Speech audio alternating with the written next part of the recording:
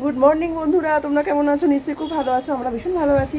শ্রাবন্তী শ্রেয়সী ব্লগে ওয়েলকাম জানি। আজকে ব্লগটা এখান থেকে স্টার্ট করছি।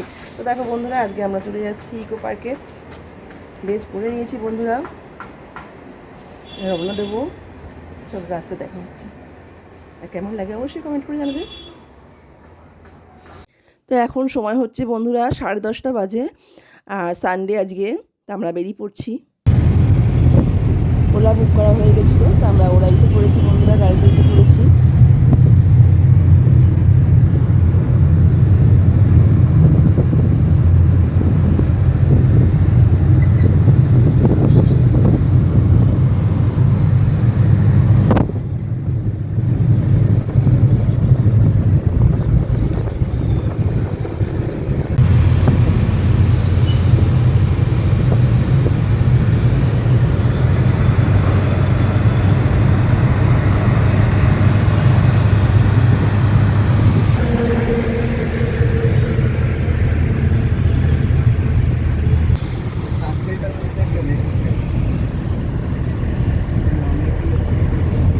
বিশ্ব বাংলা গেট পুরো রাউন্ড একদম দেখ,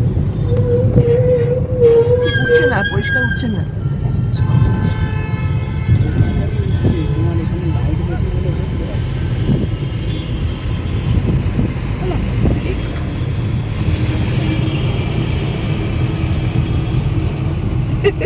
এখন এখানে দেখেন মিঠির বাবার সামনে বসেছিল গাড়ির সামনে, তখন থেকে আবার ফটোশুট করলো।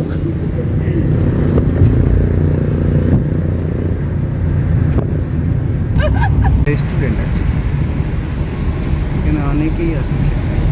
তো বিশ্ব বাংলা গেট রাউন্ড একদম দেখ, উঠছে না, পরিষ্কার উঠছে না। দেখো বন্ধুরা, আমরা চলে আসলাম ইকো পার্কে। তা আমরা 4 নম্বর গেটে ঢুকেছি বন্ধুরা।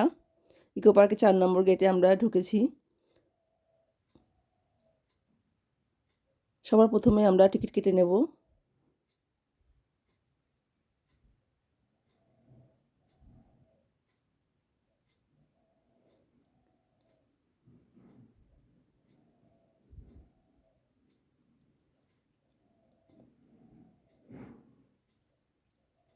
তো এখানে অনেক কিছু বসেছে। তা মিঠির ইচ্ছা ছিল কানের মধ্যে দেয় না যে বন্ধুরা, যে কী সুন্দর একটা আওয়াজ হয়। তা বন্ধুরা, ওই যে হেডব্যান্ডগুলো আছে না, যেটা ভাইরাল হয়ে গেছে, তো এটা কেনার শখ ছিল, তো ভাবলাম পরে কিনে দেবো, তা কেনা হয়নি আর কি। তা দেখো আমরা ভেতরে ঢুকে পড়ছি, আর এখানে 30 টাকা দিয়ে টিকিট টিকিট কাটা হয়েছে বন্ধুরা। তা সবার প্রথমে দেখো করোনা ভাইরাস রয়েছে। দেখলেই কিন্তু আতঙ্ক লাগে, বলো বন্ধুরা। করোনা ভাইরাস যা অবস্থা হয়েছিল বাবা, বলো না আর। আতঙ্কের মধ্যে ছিলাম সবাই আমরা। তো যাই হোক, সেখানে একটা ফটো তুললাম, ফটোশ্যুট করলাম, করে এবার আমরা ভেতরে ঢুকে যাচ্ছি। ভেতরে ঢুকে বন্ধুরা আবার টিকিট কাটতে হবে।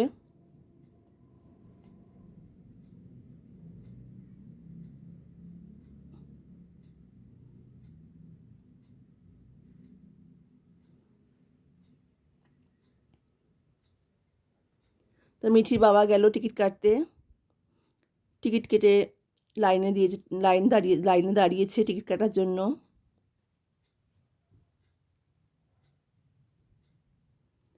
টিকিট কেটে নিয়ে এসছে, জিজ্ঞেস করলাম কত করে নিয়েছে, বললো 30 টাকা করে টিকিটের দাম আর কি বন্ধুরা। 3 বছরের নিচে হলে টিকিট লাগবে না আর কি। তারপর 3 বছর মানে পর থেকে হচ্ছে টিকিট লাগবে, 30 টাকা করে পার হেড টিকিট আর কি বন্ধুরা, মাথা পিছু।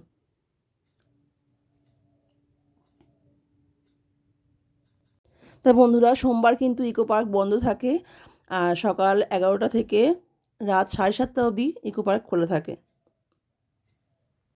তো বন্ধুরা, এবার আমরা সপ্তম আশ্চর্য দেখতে যাব।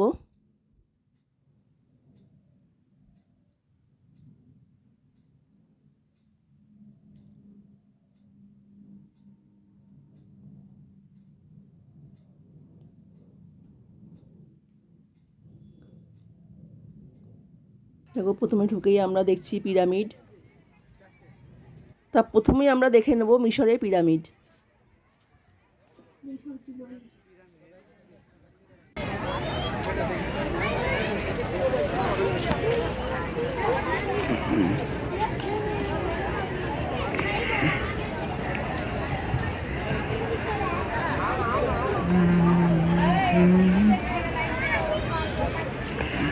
বন্ধুরা এটা হচ্ছে পিরামিড, ঠিক আছে, মিশরের পিরামিড।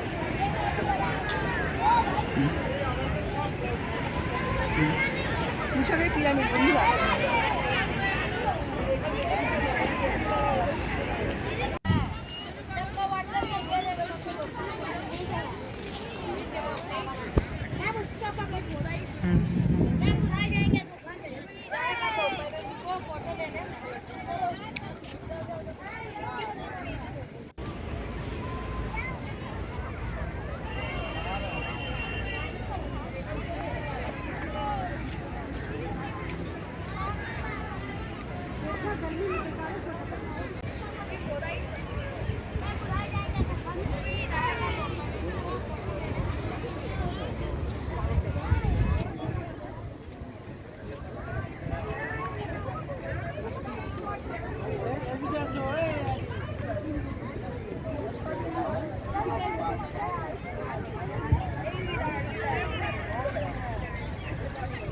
তো বন্ধুরা এখানে 3টি বড় বড় পিরামিড আছে, ভেতরে ঢোকা যায়। তা চলো আমরা দেখি ভেতরে ঢুকে।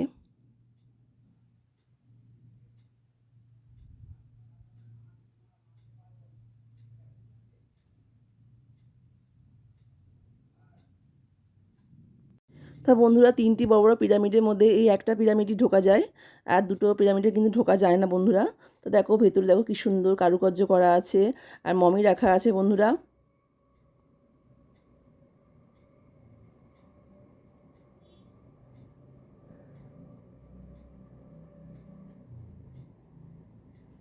অসাধারণ কারুকার্য বন্ধুরা, বুঝলে।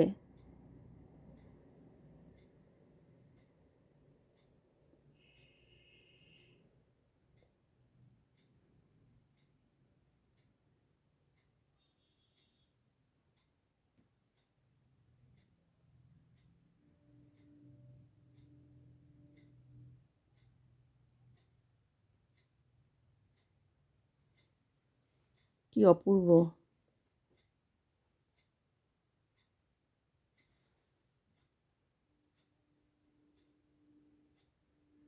তো আমরা পিরামিডটা দেখে নিলাম বন্ধুরা, খুব সুন্দর অপূর্ব করেছে। এবার আমরা চলে যাব পিরামিডটা দেখা হয়ে গেছে, এবার আমরা কিছু ভিডিও শ্যুট করছি। পুলের কাছে আমরা ভিডিও শ্যুট করছি। এবার আমরা চলে যাব তাজমহল।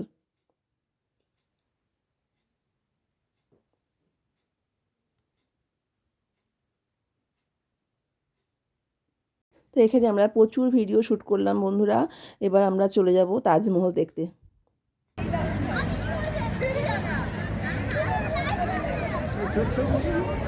তুই তো লাগা যা। ব্যাগ দে, ব্যাগ দিবি তো।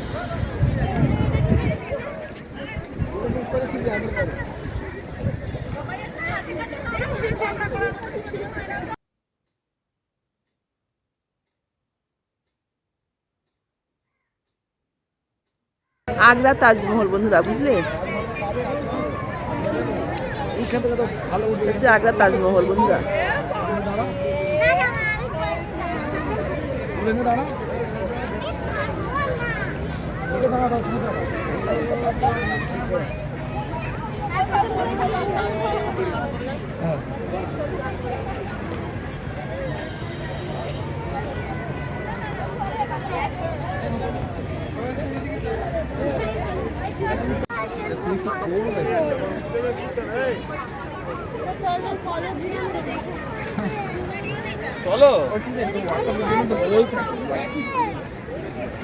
চলো লাভ নেই, কাটতে যেতে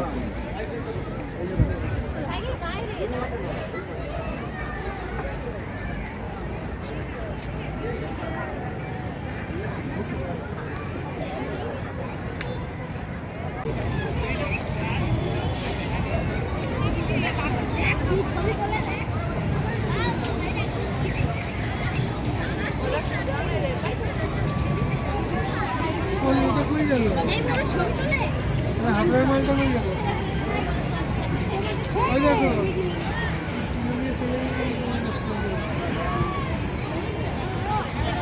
ছবি তুলতে পারি।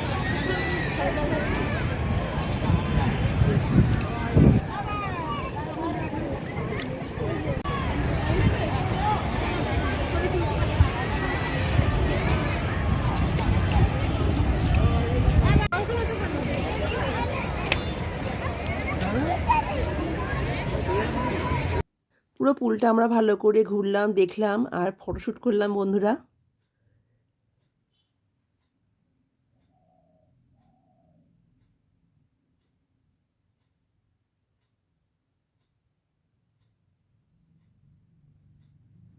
আমরা ব্রিজ দিয়ে উঠে গেলাম আগ্রা তাজমহল দেখতে। তাই এখানেও কিছু ফটোশ্যুট করলাম বন্ধুরা দাঁড়িয়ে।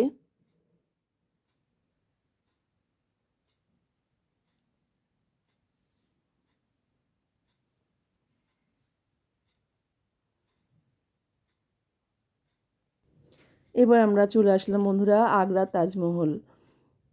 এবার এসে আমরা প্রচুর ভিডিও শ্যুট করলাম।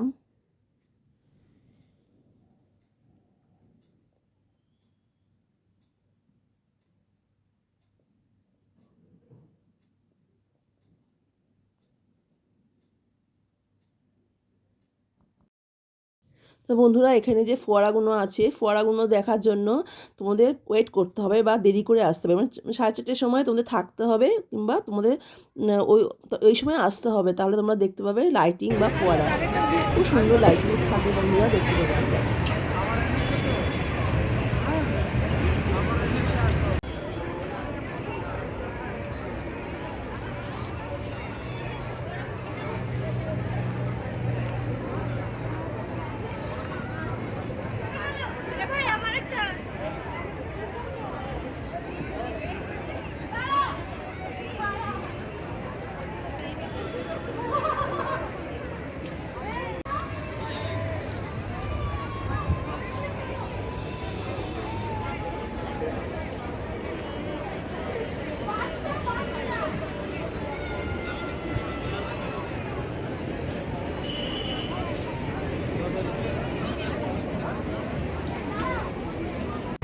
তাজমহল তো দেখা হয়ে গেছে বন্ধুরা। দেখো এইগুলো দেখছো, এগুলোকে বলা হয় ময়। আমরা ময় দেখে নিলাম, খুব সুন্দর দেখতে, খুব সুন্দর লাগছে।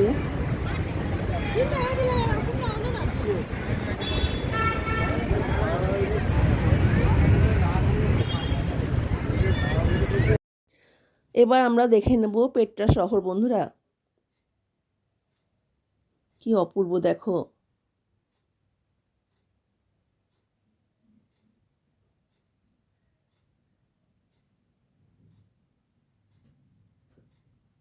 এবার আমরা পেট্রা শহরের ভেতরে ঢুকবো বন্ধুরা, প্রবেশ করবো, ভেতরে প্রবেশ করব।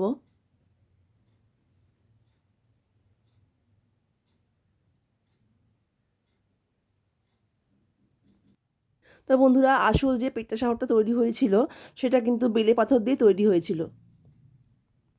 এখানে খুব সুন্দর সুন্দর কারুকার্য করা আছে।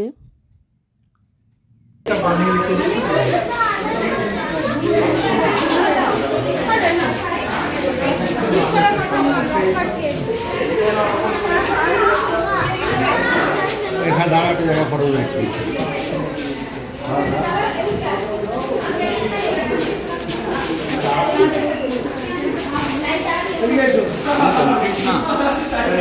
কংক্রিট ভাবছি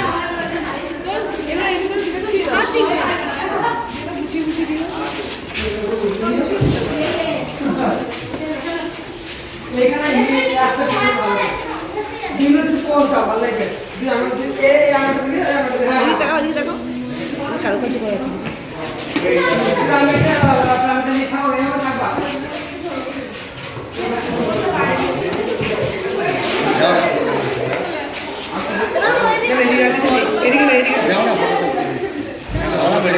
যাও না।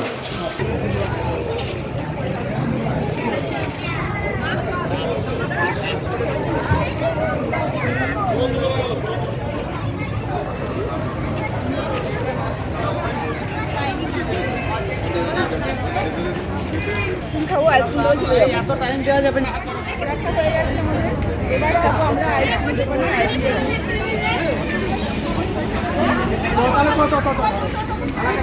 এবার আইসক্রিম দোকানে চলে আসলাম, আইসক্রিম কেনা হয়ে গেছে, কর্নাটক কেনা হয়ে গেছে, এবার খাবো।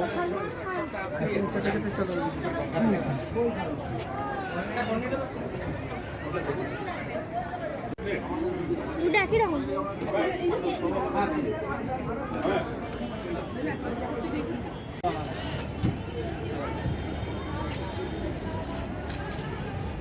চকলেটটা আমি খাবো।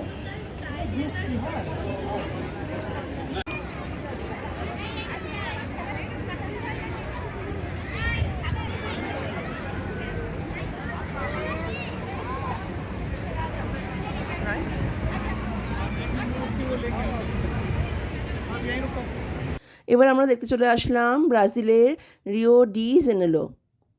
এটি হলো ক্রাইস্ট ডি রিডিমার স্ট্যাচু। প্রথম বিশ্বযুদ্ধের পর যখন পৃথিবী অশান্ত হয়ে পড়েছিল, তখন বিশ্বাস ফিরিয়ে আনতে এবং পৃথিবীকে শান্ত করার জন্য এই স্ট্যাচু তৈরি করা হয়েছিল।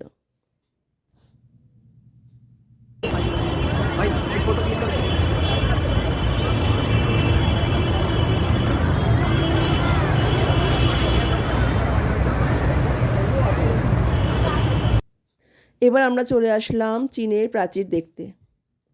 এই চীনের আসল যে প্রাচীরটা আছে মাটি আর পাথর দিয়ে তৈরি।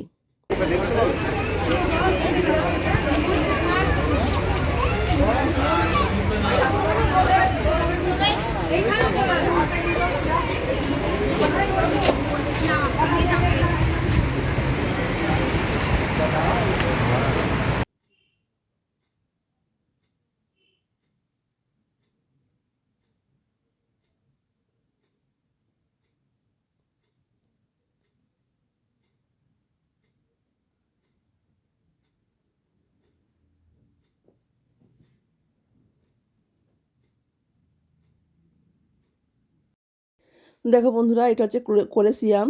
তা আমাদের ক্যামেরা কিছুটা প্রবলেম হয়ে গেছিলো, তার ভেতরে ভিডিও তুলেছিলাম কিন্তু দেখাতে পারলাম, তোমাদের দেখাতে পারলাম না, ওই জন্য সত্যি খুব দুঃখিত। নেক্সট পার্টে আবার তোমাদের সাথে দেখা